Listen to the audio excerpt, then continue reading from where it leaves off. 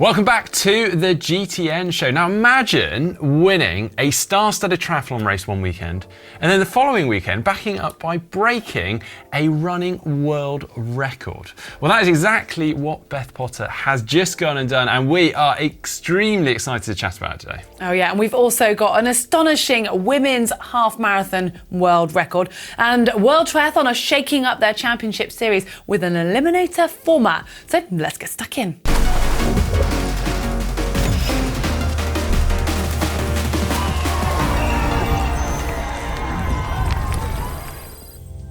Now, the weekend before last, Heather and myself had the pleasure of watching the Super League Triathlon Arena Games in its flesh at the London Aquatics Centre. And the race was on between race favourites Lucy Charles-Barclay, Georgia Taylor-Brown and Sophie Coldwell.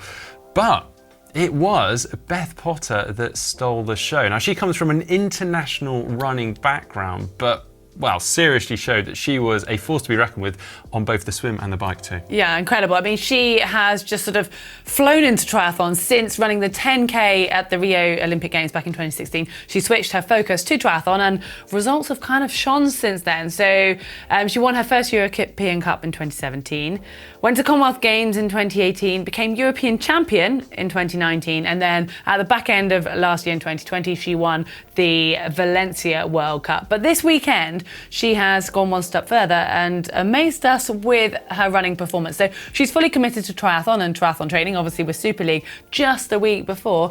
Well, she went and ran a 5K PB, beating her personal best by 43 seconds and getting a world record in a time of 14:41. Yeah, now not only was that quicker than Paula Radcliffe's time of 14:51, it's also a couple of minutes would be astonishing, a couple of seconds quicker than the time set by Chepkovic's world record time back in February in Monaco.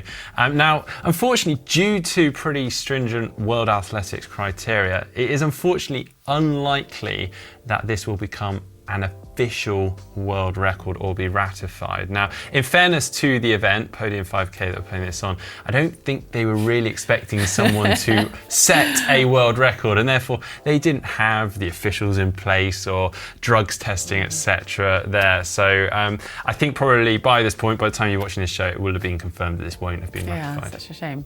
Well, also those beady-eyed watchers of you might have noticed she was wearing a new shoe. Well, you didn't actually have to look very closely. She was shouting about this new shoe from Asics. Well, apparently it's a development from the Meta Racer, and they have just launched two new shoes with carbon plates called the Meta Speed Sky and the Meta Speed Edge. And there's a difference between the two. Apparently the Meta Speed Sky is designed at runners who increase their speed by increasing their stride length, whereas the Meta Speed Edge is built for those who extend their stride length and their cadence. Yeah, now both models have the same components, a full-length carbon plate. They've got a nice curvature of the sole to allow you to roll through and reduce the amount of ankle flexion, and of course, a nice bouncy midsole to go with that. And a bit that I think you'll like here, Heather, both shoes have a nice engineered mesh upper that are made from recycled polyester, so reducing the amount of use of virgin plastics. There is a slight difference in the heel to toe drop, so the Sky has a 5mm difference from heel to toe, whereas the Edge has an 8mm difference. Well, Beth wasn't the only runner to be clocking incredible speeds over the weekend. We saw some very fast running everywhere, but one that caught our eye was in Istanbul for the half marathon. And it was Ruth Chepngetich who took almost half a minute off the women's half marathon world record with a time of 64:02, smashing Abebabel Yesenes of Ethiopia's record of 64:31. I think you need an applause on just pronouncing it. I think I butchered it, but I did it quickly. Well, moving on, we have something that's caused quite a stir in the world of elite triathlon this past week, because the World Triathlon Championship Series has just announced that their August race in Montreal will now be a very exciting new format, the eliminator. Now, this rather intense new format will essentially be over a super sprint distance, a 300-meter swim, a 6K bike and a 1.5K run. Now, they'll basically have 60 athletes taking part in a 2-day event. The first day will be the qualifiers, where they'll probably be breaking up into 2 heats, and the top 10 from each of those rounds will make it through to the finals on the second day. They then also have a repechage race, which will essentially take through another 10 athletes, the slowest from the first 2 races, they'll go through to the final on day 2. Then, if you're still with me, day 2 will be the 30 athletes taking part in 3 races, and it will be an eliminator, knocking out 10 athletes from each of the rounds, ending up with 10 athletes duking it out in that final round. Now, obviously, Montreal is going to be the first race, and then if that all goes well, the plan is to bring that in for Bermuda too. Now, the excitement, or well, the stir it is caused obviously in triathlon is the fact that this has come quite suddenly for the athletes. It's a big change to the standard Olympic distance and requiring a whole different skill set. And if they're suddenly bringing this in this year, and then potentially into next year, who knows how many races they'll be doing it at, these could potentially, well, influence Olympic qualification for future years, if that is the case. Well, it could be a different type of athlete that starts to sort of, do well in the sport. It's quite a drastic change, isn't it? But I guess announcing it now, the athletes who've qualified for the games or looking at it are just going to park it until afterwards and then go, what? I presume. Yeah. Well, I mean, going back from your show last week, and obviously with the Super League Triathlon Arena Games that we've watched, it is so exciting, and perhaps it is a slightly more it's nice for us as spectators, isn't it? We don't have to worry about the stress of changing the format, but let's wait and see. All right, now for something a little bit different. A book. This is from none other than Alistair Brownlee. And instead of just being a standard autobiography, he's gone a little bit deeper with this one, and he's been looking into sporting greatness. Now, apparently, Alistair spent the last 4 years writing and researching this and trying to find out more behind the minds of those who managed to get to the top and then stay at the top. And he's interviewed and spoken with some people he's trained with, some he's learned from, sort of friends and other sort of athletes who are at the top of their game, including the likes of Chris Froome, AP McCoy, Alistair Cook, Paula Radcliffe, Shane Williams, Mark Webber. The list goes on. And I mean, I think we're both quite intrigued to see exactly what he's pulling out from this, because it's looking into that mindset of just what sets those athletes above from the others, I guess. Yeah, I've got to say, I'm not a massive bookworm, but this does really intrigue me. Just obviously knowing what Alistair's achieved, but also obviously the people he's got involved in it, and the nuggets of information he's managed to pull from him. Well, that book actually is going to be retailing, I think, for £20, hardback as well. Very nice, very fancy, Alistair. Well done there. Anyway, moving on, and the sports programme for the European Championships in Krakow Malopolska in 2023 continues to grow with the inclusion recently of sport climbing and triathlon. Yay. Triathlon is back in the European Championship fold for 2023 for the second time after last being in Baku in 2015. Yeah, and I got to see that race and actually managed to get down to go down to the start and kind of chat to some of the athletes. And it was, I just really remember they had to move the swim venue because the water wasn't very clear, which I know is a problem with triathlon. But it ended up being this really, I managed to sort of blag a media spot to actually go in and have a swim because it was so hot. It was like 40 odd degrees. I just wanted to get in the water, and I got away with being an athlete. So I managed to creep in, but the water was so shallow. You sort of had to run, and then you porpoised or whatever Teresa calls it for a little bit, and then you had to run again, and then you eventually started swimming. So it's quite an interesting course. But anyway, that's just my story. Well, hopefully we can get you back there. Yeah, I'd love to, as an athlete. Well, now for some tech. And firstly, did anyone fall for any April Fools?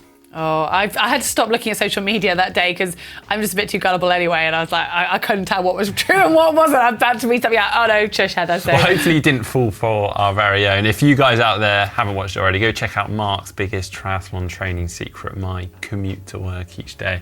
Aside from that, though, I have to say I did really enjoy this one from Salomon. It was the Cross Paw, a trail running shoe designed specifically for our four-legged friends, our dogs. Now, the elaborate gag was made almost believable by some, well, very in-depth features and technical bits and some very good photoshopping, but it seems like most people weren't really fooled. Though I have got to say that, well, having run with my dog quite a lot, I thought this was actually a really good idea. And having run with Reggie, my dog, in the snow, I know just how clogged up his paws can get and how painful it can be. So maybe Salomon are actually on to something. Yeah, maybe they were just testing the water. Well, they went on here to say it's ideal for both short and long runs in adverse conditions. We adapted our most advanced trail running technologies to the specificity of a dog's anatomy. The shoe features our paw sock system, built-in mesh sock and Velcro tab that cradles the paw for enhanced stability, a reinforced claw box, and a grippy contra grip outsole for increased grip in all conditions. So the claw box apparently has a smart snack pocket and a place for the sneaker on the sneaker for the dog to keep their favourite treats and energy style. I don't know why I'm still going with all these details because I mean it's not even true, but you kind of get the idea. I love how they've gone to the extent of putting like TM trademark, registered trademark. I mean, yeah, it would have fooled me. I didn't see it, luckily. Well, if you ever bring them out, Salomon, I might actually be interested. Yeah. Well, now moving on to actually some more serious tech news, and we have some new graphene shoes from Innovate. Now, graphene is the strongest yet thinnest material on the planet. Now, it's an almost invisible single layer of graphite that possesses superpowers unlike anything else ever discovered. Now, graphene is 200 times stronger than steel, yet super flexible. In fact, the people that discovered it and almost invented the stuff were awarded the Nobel Prize for Physics back in 2010. Well, back in 2018, it was Innovate who made it into the first shoe, so they managed to put it into the rubber of a shoe. Well, they've taken that a step further now, having worked with the University of Manchester. They've managed to combine graphene into foam. This foam is now called the G-Fly. So this is aimed at trail runners and ultra runners. And the actual shoe itself, I need to check these notes because it's a bit of a mouthful, is the Innovate Trailfly Ultra G 300 Max. And that comes in at around 300 grams in weight. It has a 30 mil in the heel, 24 in the forefoot, so a 6 mil drop. And it's going to actually be out on sale as of tomorrow, so the April the 8th, and it's coming in at £170. Well, we don't have any race news this week, so straight into looking at your photos and videos. And we have a video to start with, and this one, well, I enjoyed this video of Wojciech following your HIIT workout, Heather, with a fan cheering from the sidelines. He says he's been doing Heather's HIIT workout 2 to 3 times per week to complement his triathlon training, and little Nina, his child, clearly has something to say about it.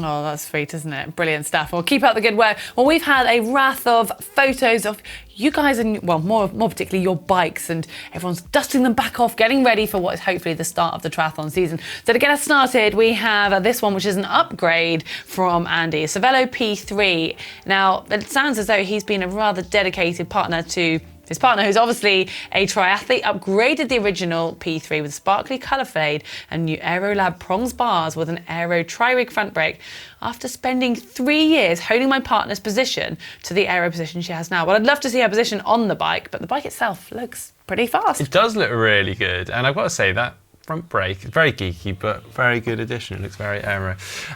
Next up from Nick, this is his Scott Addict RC30, which is a brand new bike for him. He said this is his first ride, or proper ride on it. He's getting ready for some triathlons this summer, starting with the Huntsman, and then at the same location, the New Forest Middle Distance, which is from, I've not actually done it myself, but from what I've heard, is a very good race. Oh, nice and local, yeah, that sounds awesome. All right, next we have Wade, who, well, has pretty much got my bikes in different colours. The Speedmax CF Di2 disc. Now, he is in Virginia Capitol Trail, Jamestown in the USA. He says he took his Canyon, his new Canyon, out for its first ride on an 82-kilometre ride. That's pretty decent for your first ride, isn't it? I'm not sure I'd be ready for that on mine just yet. On the Virginia Capitol Trail. Now, I presume that isn't a trail as we think of trails in the UK on your DD That bike. wouldn't be a nice initiation for your lovely time trial. No, I don't think it would appreciate it, would it? Anyway, he says getting ready, hopefully, for a full season with Ironman Florida 70.3, Ironman VA Blue Ridge 70.3. Oh my, well, basically, I think there's 4 70.3s, then Ironman Wisconsin and Ironman Chattanooga. That's a busy schedule. Packed schedule. He is making up for a missed year of racing. I think so. Well, at least you've got the bike to get you there. Yeah, awesome. And please do keep sending in all your photos. Also your pain caves, things you're getting up to, videos, swimming, because hopefully a lot of people are back swimming, particularly here in the UK. Please get involved. Use the photo uploader link that's on screen right now, or you can find it in the description just down below.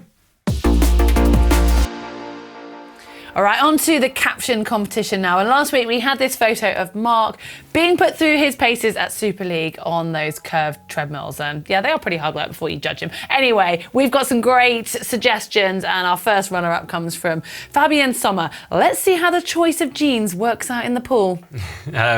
Well, yeah, it's a very good one. Mark chuckling, it's obviously good. Fergal Akala said the picture shows a future Kona winner. Mark my words. Right, Clever. let's see what you do Yeah. Next, William Chang, when you pass everyone on the run, but you don't realise that was just the warm-up. Kevin McClendon, I'm winning. Look, I'm actually winning. And then Martin comes in. You know you're not logged in, right? Very close, but our winner this week comes from Ilya22, and this is again with a caption suggestion. So, Mark, do you want to do your bits? I'm Van Reeling him in. Well, if Martin, thumbs up, Mark, just finishing my warm-up. Well, congratulations, Ilya. Make sure you get in touch and we will get a GTN cap sent out to you. But this week, for your chance to win a cap, we have this picture of Johnny Brownlee racing at the ITU World Triathlon in Edmonton back in 2016. Yeah, I'm not entirely sure what went on here, and I don't actually really remember, but he does have a timing chip in his mouth. Yeah, different. Let's hope he didn't get disqualified for that one. Oh yeah, please drop your captions in the comments section down below. Well, that is rounding it up for this week. There's a couple of interesting videos coming up, one of which is maybe quite specific to if you struggle with black toenails when running. I certainly do, but I've made this video, learned a lot, so look out for that one. Another one, we're going to be asking, why do your shoulders ache when you're on the aero bars, which could be pretty apt at the moment as lots of you are dusting off your TT bikes. So keep an eye out for those. And we've got some exciting news from the shop. We haven't yet got our own hands on them, but there are some new t-shirts just arriving in time for spring, and they are out now. We've got mauve, ink grey and sky blue, which hopefully we'll be wearing next week, but do check it out now because they are in stock. Yeah, they look very classy. Well, I hope you have enjoyed today's show. If so, please do give it a thumbs up, give it a like. Don't forget to give us a follow over on social media and subscribe just down below. And if you haven't checked them out already, well, we have a get back to swimming video, which hopefully some of you have been able to do this week or about to do. And also do go and check out our UCI time trial bike versus triathlon bike video. We have some interesting results there.